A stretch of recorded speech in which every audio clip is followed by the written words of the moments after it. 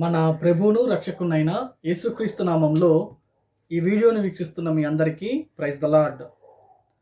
కొద్ది రోజుల క్రితము బైబిల్ గ్రంథంలోని ప్రతి ఒక్క గ్రంథాన్ని అంటే పాత నిబంధన గ్రంథాన్ని మనము స్టార్ట్ చేసుకొని ప్రతి గ్రంథాన్ని ధ్యానించుకుంటూ వచ్చాం.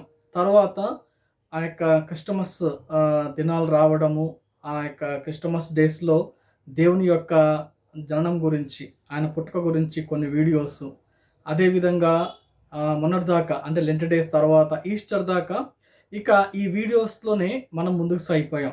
ఇక నుంచి తిరిగి మళ్ళీ మనం ఎక్కడి నుంచి అయితే ఏ పుస్తకం దగ్గర అయితే ఆగిపోయామో తర్వాతి పుస్తకం నుంచి ఇక నుంచి మనము ప్రతిరోజు ఈ యొక్క బైబిల్ యొక్క గ్రంథంలోని ప్రతి గ్రంథాన్ని ధ్యానించుకుంటూ వద్దాం.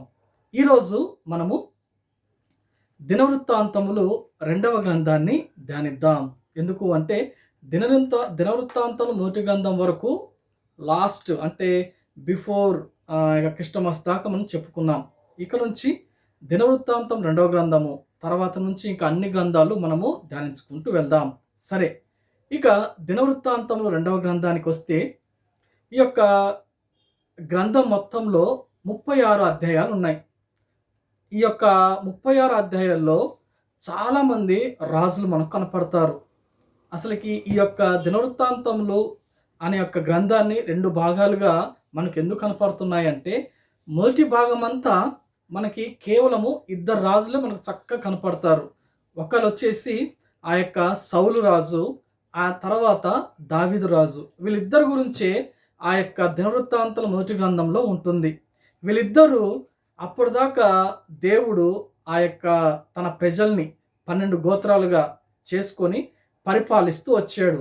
అయితే ఈ యొక్క దినవృత్తాంతం 2వ గ్రంథానికి వచ్చేసరికి ఇక దావీదు కుమారుడైన సొలొమోను రాజ్యానికి వస్తాడు.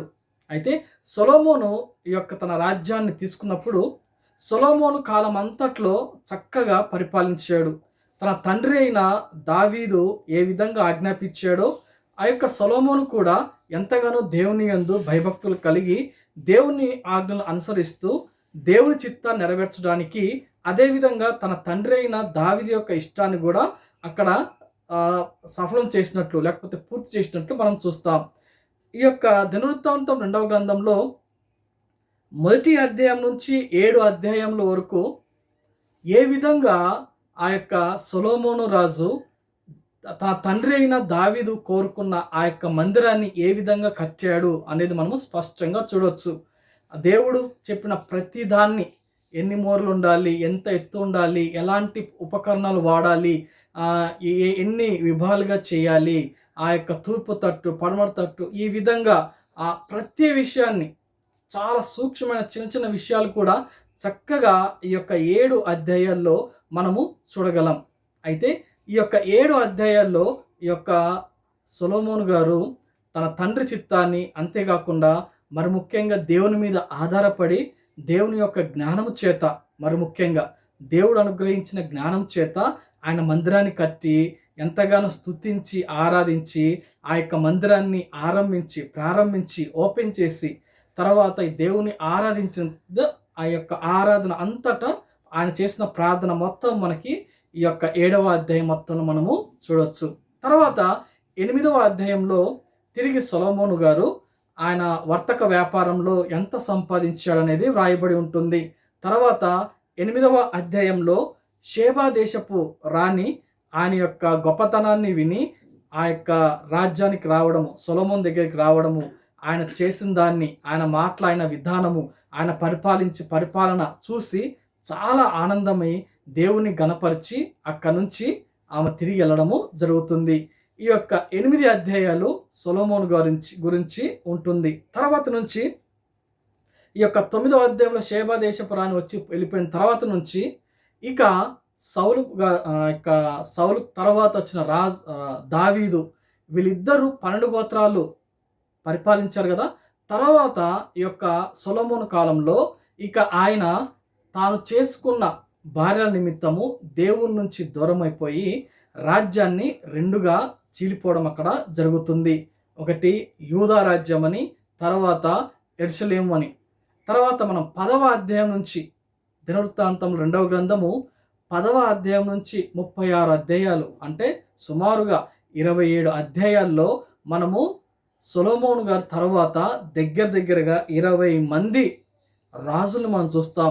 ఇందులో కొంతమంది యూదా దేశాన్ని పరిపాలించారు, మరికొంతమంది ఇశ్రాయేలుల మీద రాజుగా ఉన్నారు. ఏంటి ఇది అంటే, ఎప్పుడైతే సొలొమోను గారు ఆయన దేవుని మీద ఉండాల్సిన మనసును తన భార్యల వైపు తిప్పినప్పుడు, వాళ్ళు విగ్రహారాధనకు ఆయన తీసుకెళ్ళిన తర్వాత ఎంతగానో రాజ్యం అనేది రెండుగా విభజించబడ్డది. ఆ 12 గోత్రాలు 2 గోత్రాలు అంటే 10 గోత్రాలు ఒక రాజ్యంగా, 2 గోత్రాలు మరొక రాజ్యంగా అయిపోయి, ఒక పక్క ఇశ్రాయేల్ రాజ్యము యూద రాజ్యంగా డివైడ్ అయిపోయి, రాజులు కూడా అనేక మంది వాళ్ళ కుమారులు ఆ యొక్క సొలొమోను తర్వాత రెహబాం తర్వాత యరొబాము, అబియా, ఆసా, యెహోషాపాతు, యెహోయాకీము, అహజ్యా, యెహోవాషు, అమజ్యా, ఉజ్జియా, యోతాము, ఆహాజు, హిజ్కియా, మనష్షే, యోషియా, యెహోయాహాజు, యెహోయాకీను, సిద్కియా దాకా అనేక మంది రాజులు పరిపాలించారు. ఈ రాజుల్లో కొంతమంది దేవుని యందు భయభక్తులు కలిగి ఉన్నారు,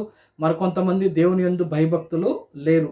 ఎవరైతే దేవుని యందు భయభక్తులు కలిగి తన రాజ్యాన్ని పరిపాలించారో దేవుడు వాళ్ళని ఆశీర్వదించాడు. ఎవరైతే అలా లేరో దేవుడు వాళ్ళని పక్కన పెట్టి మరొక రాజ్యం తీసుకుని వచ్చాడు.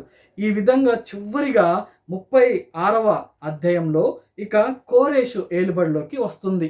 ఈ యొక్క కోరేషు ఏలుబడిలో ఆయన ఎలాగా ఉన్నాడంటే, నా దేశంలో నా కోసం ప్రార్థించే ప్రజలు నాకు కావాలి అని చెప్పి ఒక మందిరం కట్టుకోండి మీరు అని చెప్పే విధంగా వచ్చింది. చూడండి, ఎప్పుడైతే ఆ యొక్క 9వ అధ్యాయంలో లేకపోతే 10వ అధ్యాయానికి వచ్చేసరికి దినవృత్తాంతం 2వ గ్రంథంలో సొలొమోను చేసిన ఆ యొక్క పాపము లేకపోతే తన హృదయాన్ని దేవుని నుంచి పక్కకు తిప్పుకోవడం వల్ల వస్తున్న ప్రతి రాజు దేవునికి విరోధమైన కార్యాలు చేస్తూ, దేవుని మందిరాన్ని పాడు చేస్తూ, అనేక విధాలుగా దాన్ని పడగొడుతూ అలా వస్తూ ఉన్నప్పుడు చివరికి 36వ అధ్యాయంలో కోరేషు దినాల్లో ఇక మందిరము మళ్ళీ ఇంకోసారి కట్టుకోవడానికి బాగుంటుంది అనే విధంగా వచ్చింది. అంటే పూర్తిగా మందిరము, సొలొమోను గారు కట్టిన మందిరం పూర్తిగా అక్కడ వీళ్ళ యొక్క చేష్టల వల్ల ఆ యొక్క 20 మంది రాజుల్లో కొంతమంది దేవునికి వ్యతిరేకంగా, దేవునికి అసహ్యమైన కార్యాలు చేస్తూ మందిరాన్ని పూర్తిగా నాశనం చేశారు.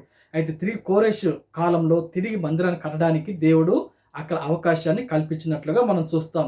ఈ యొక్క విషయంతో మనము ఈ యొక్క 36వ అధ్యాయాన్ని మనము చూస్తాం. ఈ విధంగా దినవృత్తాంతం 2వ గ్రంథము 1వ అధ్యాయం నుంచి 36 అధ్యాయములు ఈ విధంగా మనకున్నాయి. కాబట్టి ఈ యొక్క దినవృత్తాంతం 2వ గ్రంథంలో మనం నేర్చుకోవాల్సిన అంశము, ఎల్లప్పుడూ దేవునికి భయభక్తులు కలిగి ఉంటే తరతరాలను దేవుడు దీవించేవాడుగా ఉంటాడు. మనం ఎప్పుడైనా సరే దేవునికి వ్యతిరేకంగా ఉన్నప్పుడు వెంటనే సర్దిద్దుకోవాలి. ఆ విధంగా దేవుడు మనకు దయచేయునుగాక. అటువంటి కృపతో మనందరినీ దేవుడు ఆశీర్వదించునుగాక. ఆమేన్.